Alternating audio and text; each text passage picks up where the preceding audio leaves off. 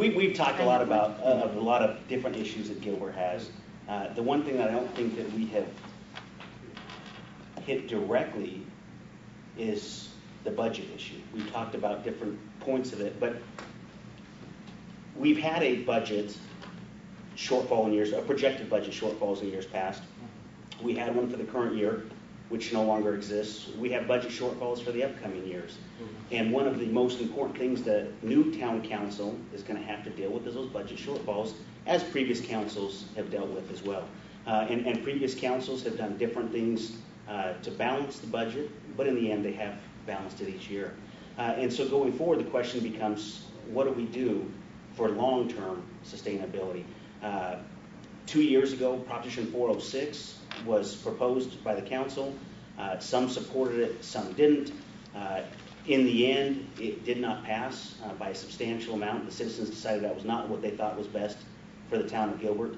And I don't think the citizens of Gilbert will change their mind anytime soon as to a tax increase being the best thing for the town of Gilbert.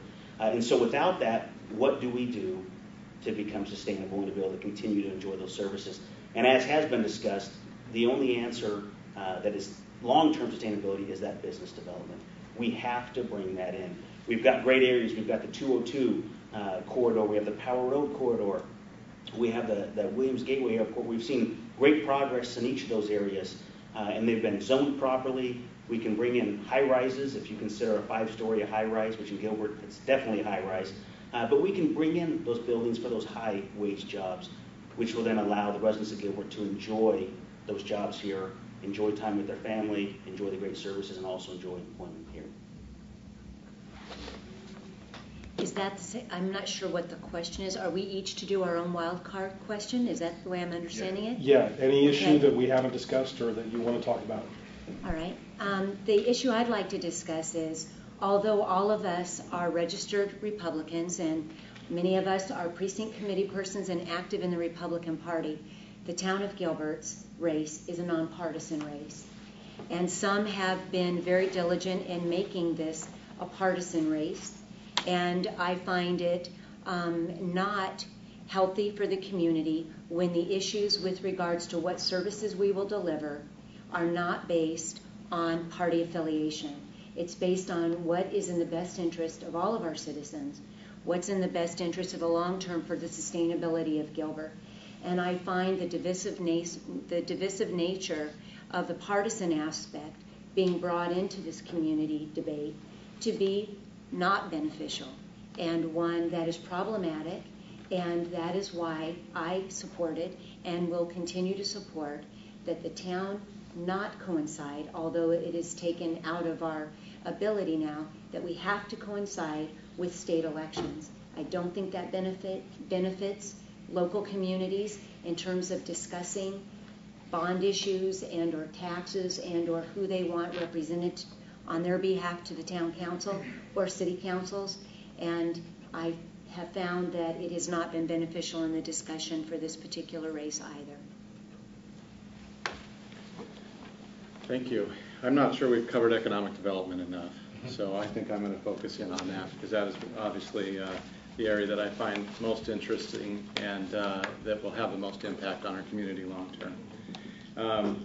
We have put together as one of our strategic initiatives a focus on the biomedical and life sciences industries in Gilbert, and that is well-founded based on the wonderful momentum that we're seeing right now in that industry in Gilbert.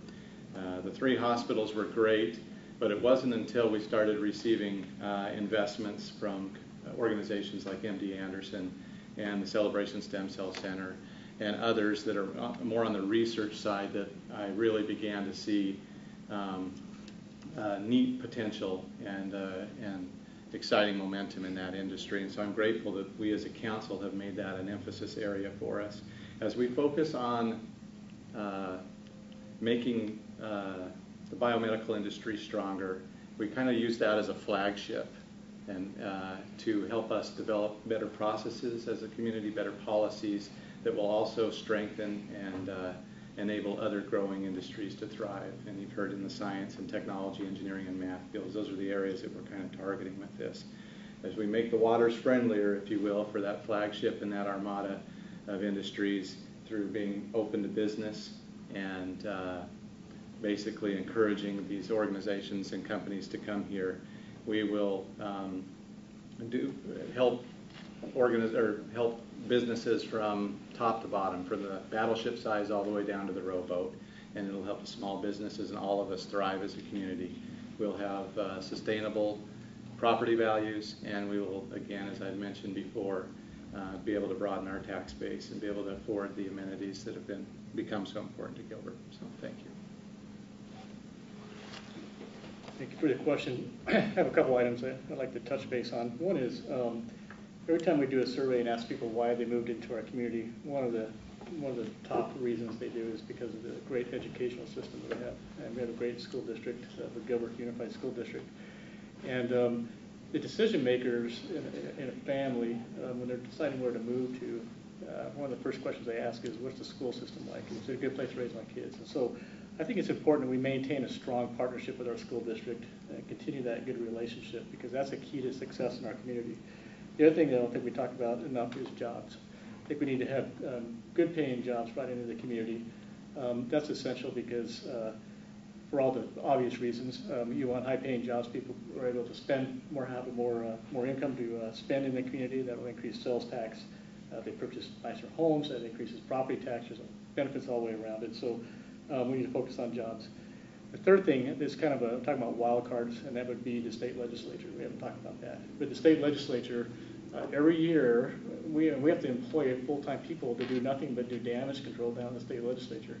Because it seems to me, and I'll just go out on a limb and say this, it seems to me that a lot of them are anti-city for whatever reason, anti-municipality, and every year it seems to be a growing list of bills that want to penalize the cities. And I don't know if they're jealous or they don't like cities or whatever it is, they don't. But that is one wild card that we need to try to get a better handle on. It could impact our budgets tremendously outside of our control.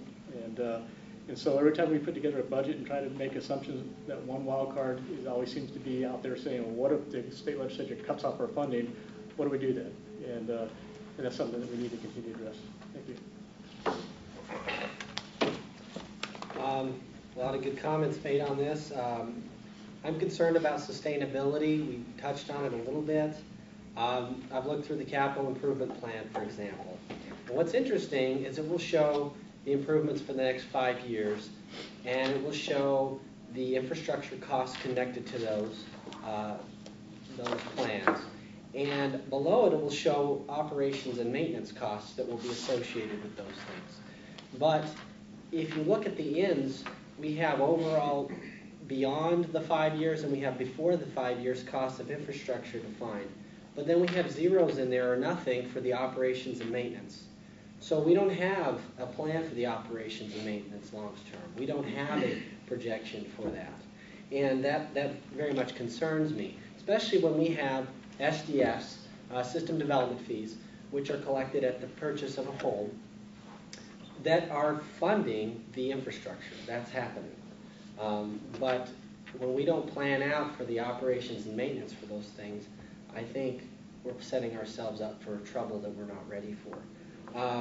Again, that to me is the point. We have to have a long-term financial plan.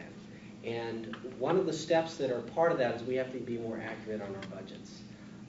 He mentioned budgets as far as the state legislature. As far as I know, that hasn't been a major role so far in our inaccuracies that I've done research on. I went back as far back as you can find budgets. I've looked at 13 budgets now, and we've projected a deficit in the general fund every single time. In fact, I've never seen a budget where we didn't. And in fact, when we were talking about $15 million deficit as a reason for raising our sales tax, I found $20 and $24 million deficits. And the $24 million deficit year, we had $11 million 5 years out with any kind of certainty. So that's a top priority for me. I think one of the main issues facing the town is communication. To some of the points that have already been made, for example, we have never run a deficit with any of our budgets. Now, as you start the budgeting process, and this is normal for any business, no matter what the size is, it's certainly more controllable, probably more predictable if it's your family home and that budget, because you know what your salary is going to be for the year. and you know what your mortgage is going to be, and you probably have a pretty good idea of what the insurances are going to cost you. But when you're talking about a town budget of $120 million, there is some latitude in that budget in terms of what we think our revenues are going to be, what we think our expenditures are going to be. We fully intended to spend every dollar in the police budget this year, but that included hiring 18 police officers. We could not find qualified people to fill those positions. So it makes us look like heroes because we underspent that budget, didn't have to go into the reserves as far as we originally budgeted for. But at the outset, the staff puts together what they think it will take to run the town. It comes before the town council. We make those decisions and we balance the budget. There are no deficits. By law, we have to balance that budget. All right? So Mr. Peterson and I have had this discussion on several occasions. There have been no deficits. But the long-term sustainability of the town, we implemented a 5-year financial plan 11 years ago. Councilmember Uri and I, with Dave Crozier's help, put that in place. Up to that point, we were only doing 18 months. And so as we move towards build-out, our final sustainable budgets will match our revenues. They have to. We just need to do a great job of implementing the vision that we have in front of us today. It's called the 2011 General Plan.